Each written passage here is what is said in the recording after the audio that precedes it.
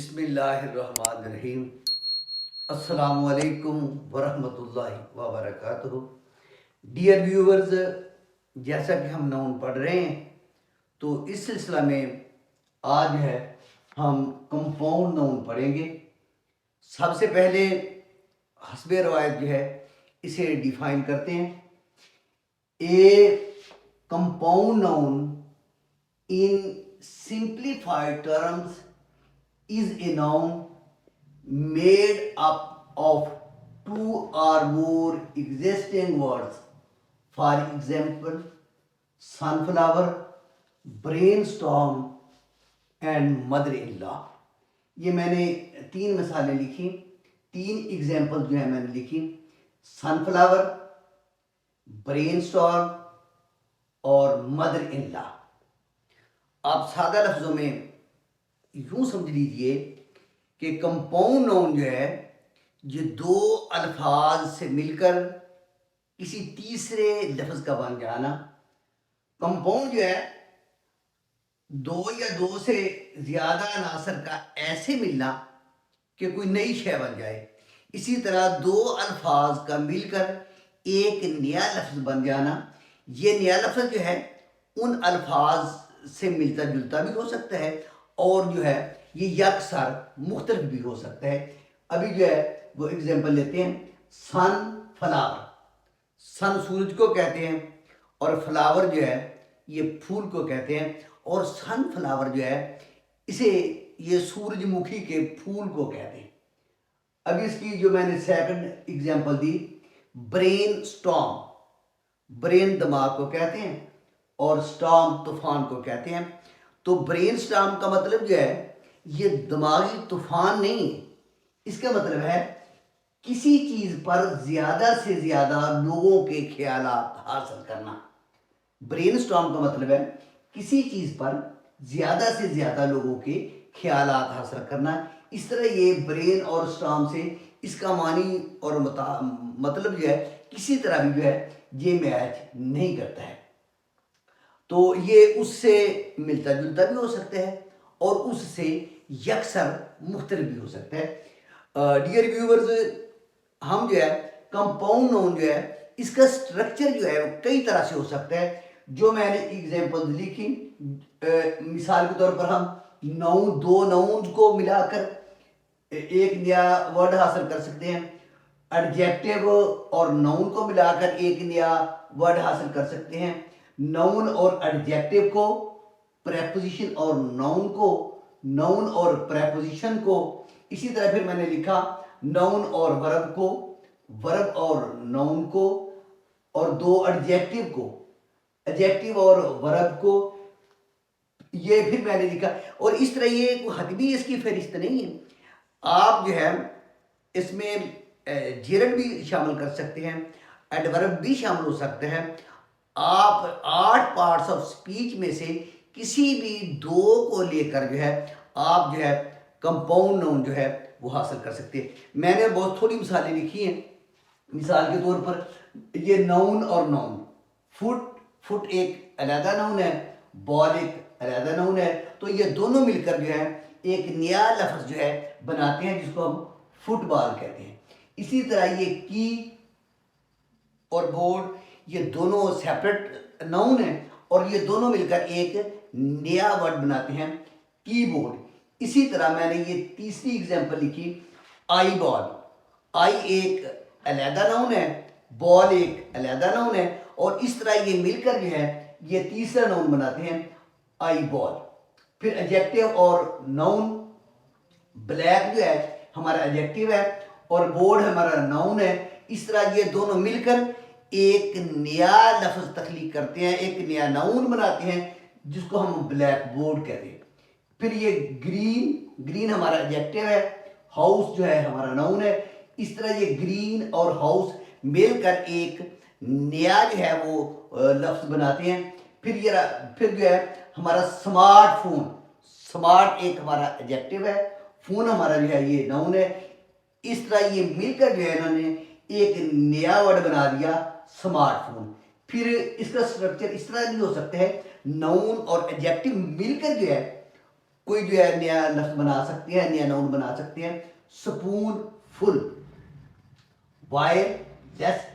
इस सिलसिला में ये मैं बताता चलूं कि बच्चों को पता नहीं चलता, जब भी कोई ऐसा लफ्ज लिखते हैं जिसके एंड पे फुल आता है, एफ मिसाल के तौर पर ब्यूटीफुल, या कोई एंड पे जो फुल आता है, तो बच्चों को ये समझ नहीं आती कि ये एफ यू डबल एल आएगा या एफ यू एल आएगा।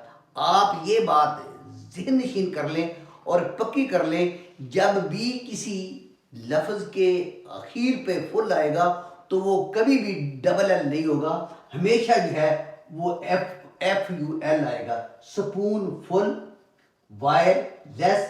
फिर मैंने स्ट्रक्चर दिया, प्रेपोजिशन और नाउन जो है ये मिलकर एक नया वर्ड तख्लीक करते हैं, ये बनाते हैं। तो मैंने लिखा अंडरवर्ल्ड, बाईस्टैंडर और आफ्टर लाइफ।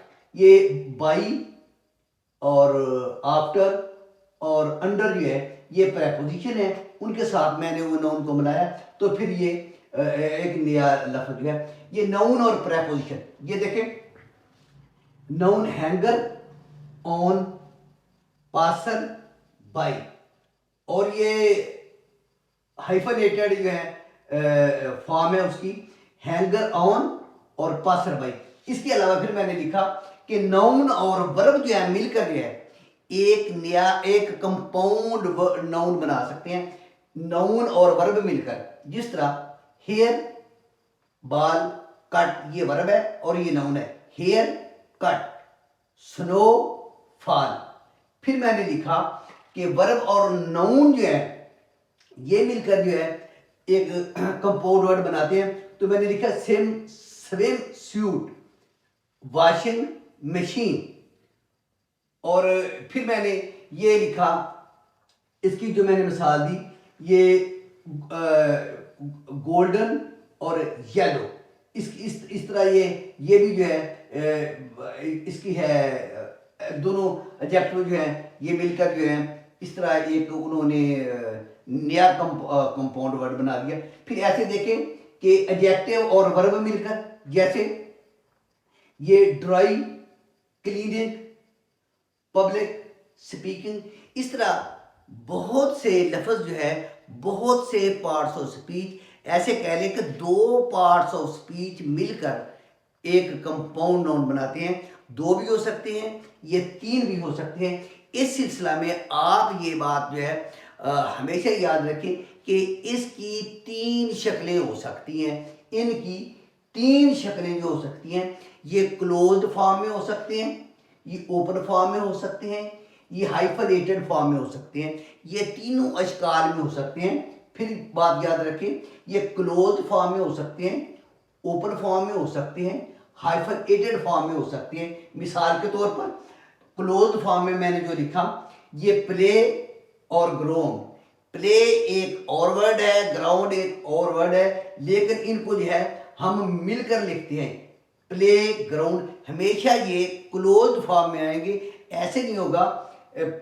फिर मैंने लिखा कीबोर्ड, ये भी क्लोज्ड फॉर्म में है। फिर मैंने लिखा ये इधर सुपरमैन, ये भी क्लोज्ड फॉर्म में है। फिर मैंने लिखा आईब्रो, ये भी क्लोज्ड फॉर्म में है। बेडरूम, ये भी क्लोज्ड फॉर्म में है। मेकअप, ये भी क्लोज्ड फॉर्म में है। और इसी तरह ये ओपन फॉर्म में, हमारे जो कंपाउंड वर्ड ओपन फॉर्म में, हाई स्कूल, हाई को अलहदा लिखेंगे, इनके दरमियान स्पेस होगी। जो क्लोज फॉर्म में लिखेंगे उनके दरमियान दो वर्ड जो हैं उनके दरमियान स्पेस नहीं होगी, लेकिन जो ओपन फॉर्म में होंगे उनके दरमियान स्पेस होगी। हाई को अलहदा लिखेंगे, स्कूल को अलहदा लिखेंगे। फिर मैंने इस सिलसिला में ये एक लिखी एग्जाम्पल, आइसक्रीम। आइस को मैंने अलहदा लिखा, क्रीम को मैंने अलहदा लिखा।